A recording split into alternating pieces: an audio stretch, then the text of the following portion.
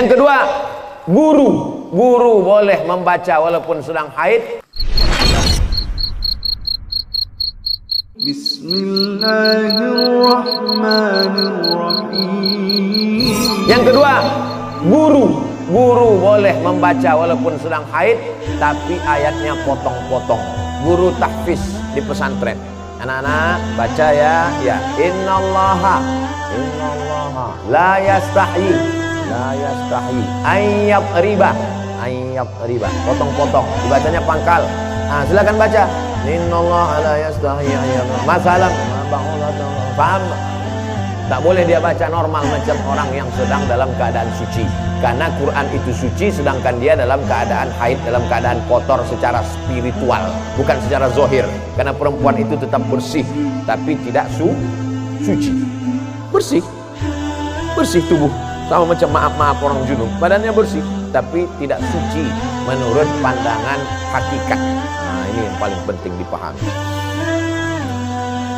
Samakah pahala baca Quran melalui smartphone? Baca Quran di dinding, ada tertulis di situ dinding, masuk masjid. Ya ayyuhalladzina amanu taqullaha wal tanzur nafsum ma qaddamat lighad. Baca Quran di dinding. Yang satu lagi baca Quran di handphone. Kutiba alaikumul qitalu fil qatla al-hurru bil hurri wal 'abdu bil 'abdi wal unsa bil unsa. Yang satu lagi melihat mushaf Al-Quran. Ya ayyuhalladzina amanu ista'inu bis sabri was shalah. Melihat mushaf, melihat handphone, melihat dinding. Pahalanya bukan dilihat kau baca Quran dari mana, tapi yang dilihat adalah lafaz di mulut dan di hati. Mulut fasih, tahsil, tajwid, hati ikhlas. Walaupun kau baca di pelepah kurma. Ada Quran zaman sahabat Nabi, Quran macam kita dicetak sekarang? Mana ada? Pakai resleting pula lagi. Kenapa kau tak pernah baca Quran ini?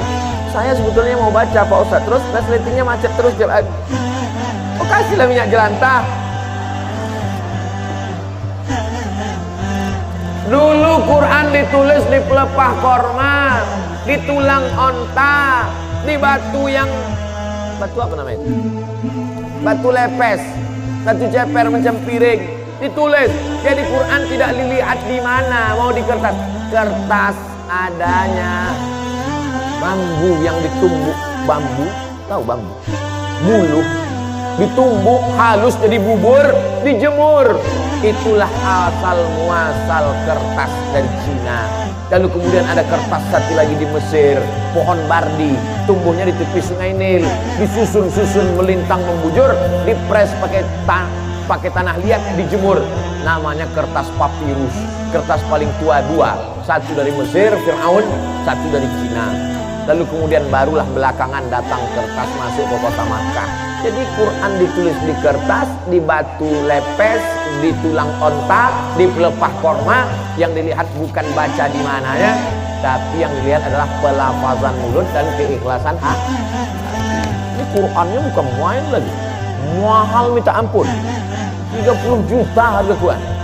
Diletakkan di lemari tamu di depan. Setiap tamu yang datang menengok macam menengok kucing. Bukan Quran itu yang mahal. Quran mahal adalah Quran yang dibaca.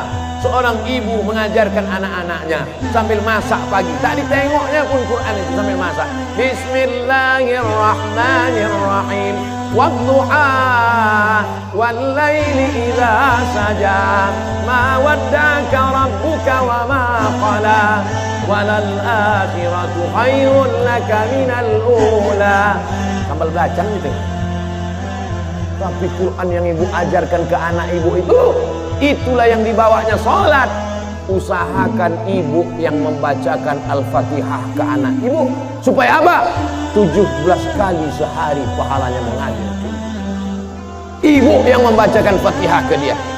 Yang belum membacakan, balik dari sini nanti bacakan. Yang balik sekarang, nanti habis ke acara. Nak, baca Fatihah nak.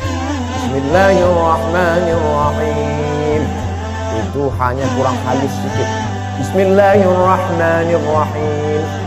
Alhamdulillahi Rabbil Alamin. Rohnya kurang tebal sedikit, luruskan bacaannya.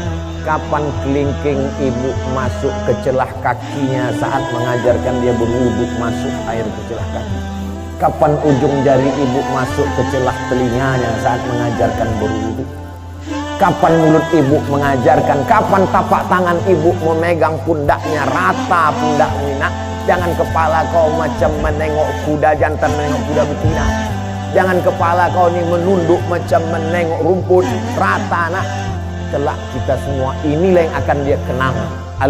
Al-madrasatul ula. Ibu adalah sekolahnya yang pertama. Alhamdulillah ibu amalkan, pahalanya mengalir ke ibu, mengalir pula ke saya. Tapi pahala ibu tak berkurang. Ibu tetap dapat 100, saya 120.